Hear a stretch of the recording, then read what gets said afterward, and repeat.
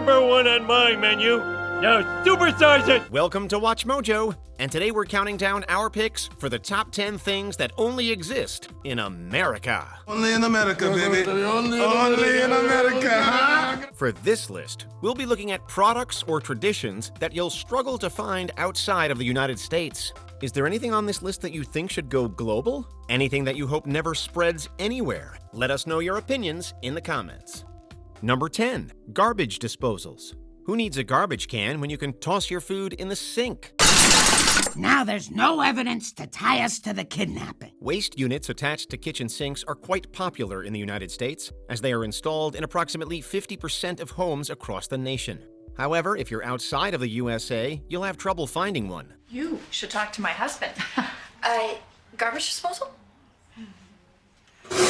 In a ton of countries in Europe, garbage disposals are actually banned for their negative environmental impact. While most waste disposal is generally bad for the earth, using a disposal pumps trash through the water system, which wastes water as well. Listen, you can think what you want about my personal hygiene, but please don't waste any water. That's bad policy. Number 9, spray cheese. Oh, spray on cheese. This is great.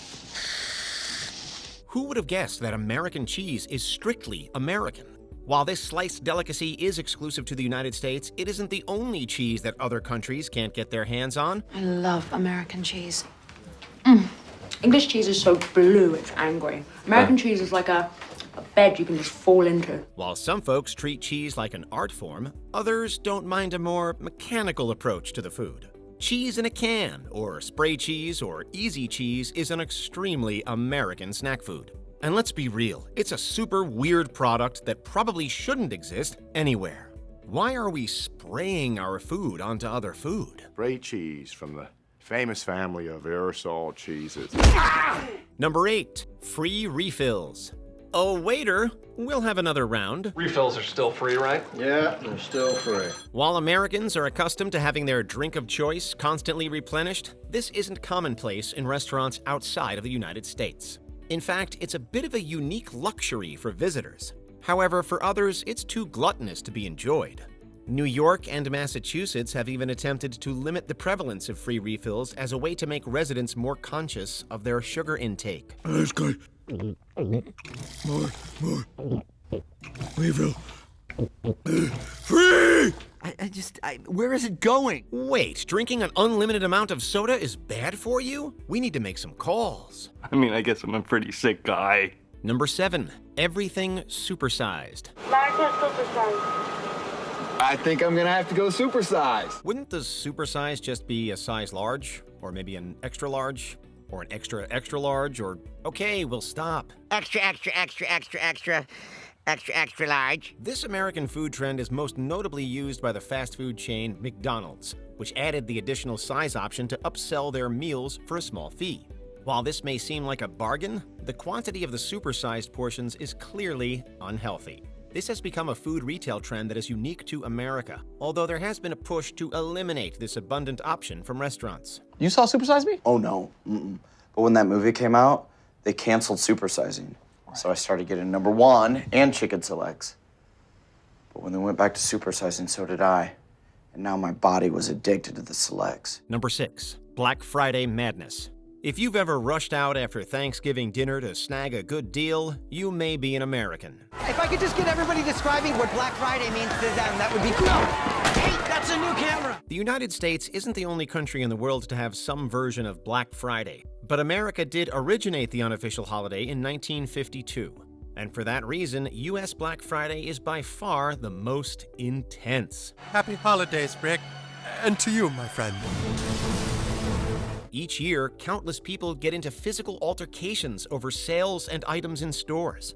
Some folks will even line up the day before to get into their favorite stores instead of spending time with their families on Thanksgiving. Black Friday, then Thanksgiving. Love Black Friday. Number 5, white bread. This entry is the best thing since sliced bread. Because it is... Sliced bread? Wow, that's the best thing since, well, ever. Sliced white sandwich bread is a rarity in any country other than the United States. And quite frankly, most people who didn't grow up eating it usually aren't its biggest fans. Man, I hate white bread.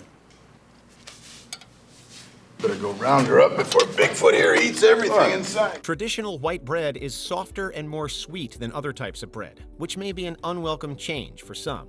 Similarly to the spray cheese in comparison to real cheese, white bread can be viewed as a lesser-than form of the baked good. But if you're in America, you're likely to find a pack in most households. Refrigerator Meg here, having one of my favorite snacks, French fry sandwiches on white bread. Bad sugars and starches are the bomb. Number 4. Girl Scout cookies. How'd you get in here? Girl Scout cookies get you in anywhere. We'll take 2 boxes of Thin Mints and a plane ticket to the States. These delicious treats are sold exclusively by the Girl Scouts of the United States of America. And that's the only place where they're distributed as well. Just a couple more boxes. It's no big deal, right? I'm cool. You gotta help me out with a couple more boxes. The cookies have become extremely popular and profitable for the organization, as they sell around 200 million boxes each year. Oh, that's a lot of Girl Scout cookies. You know me, I'm from India. I can't resist children begging. Some brands have emulated the flavors of the traditional Girl Scout cookies, but if you want to try the real thing, you'll have to take a trip to the USA. Number 3. Voting before drinking. This math doesn't quite add up. Anything you want, not money related. Your Razor scooter. Done. And a fake ID. No, that's ridiculous. I'm not gonna let you drink. So we can vote, dumbass. In the United States, the legal drinking age is 21, while the national voting age is 18. This is a very uncommon disparity, since most countries around the world allow consumption of alcohol at 18 years old, along with the right to vote. 22, you graduate college. 21, you're suddenly allowed to be an alcoholic. 20, you lose your virginity. Right. 19's your last teen year. 18, you get to vote. 17, you get to drive. 16's your sweet 16. 15's your quinceanera. Why is America so different? Well, at the time that prohibition had been repealed in 1933, the voting age had also been 21. This kept things simple at the time until the voting age was lowered in 1971 following the draft of the Vietnam War. Perhaps we'll see another amendment adjusting these age restrictions in the future. Oh, I'm not 18 yet. You know, it's funny, I can drink, but I can't vote. Well, I'll be definitely getting my vote on. Hey! Number 2. Imperial units. This table, it's in square centimeters. I read it as square meters. You know what that means? That Americans can't handle the metric system? Okay, the United States isn't the only place on Earth to use the imperial measurement system, but it's pretty close. The only other 2 places in the world that use imperial units are Liberia and Myanmar. If you're an American, it may be shocking to learn that most of the globe doesn't measure in inches, feet, and miles. But in reality, anyone who lives anywhere else has been using the metric system for decades. Technically, this route is 73 meters longer than the highway. Meters, Velma? I don't even know what that means. What are we, in Europe? It seems silly not to adjust to the most common system. But in reality, there are many ways Americans use the metric system every day. Drinks come in liters, and 5-kilometer runs are super popular. To the metric system.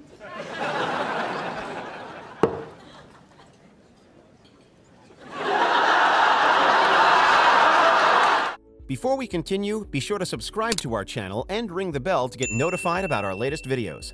You have the option to be notified for occasional videos or all of them. If you're on your phone, make sure you go into Settings and switch on your notifications. Number 1. Pharmaceutical commercials. When I'm at a multiracial picnic for some reason, the last thing I want to do is have a stroke. And thanks to Once Daily Sanguelto, I can eat potato salad with chuckling strangers with the confidence of someone who knows he's 12% less likely to suffer a stroke recurrence. America has some of the most expensive healthcare in the world, to the point where many people struggle to pay for basic medical needs. But this isn't the only oddity in respects to medical care specific to America. Some people have had changes in behavior, such as hostility, depressed mood, and homicidal thoughts and actions while taking Chantix. If you notice changes in behavior such as a powerful, overwhelming desire to kill the person you love most, call your doctor right away. Besides New Zealand, the United States is the only other country that legally permits drug companies to advertise on television. Pharmaceutical ads have put lots of money in the pockets of those companies, but have caused a slew of misdiagnoses across the country in return. We'd like to hope that this practice ends sometime soon and that it doesn't spread anywhere else. In fact, one analysis claimed that in 2013, 9 out of the top 10 drug makers spent more on marketing than they did on research. Which may be an unwelcome change for some. Similarly, Similarly to spray cheese in comparison to real cheese,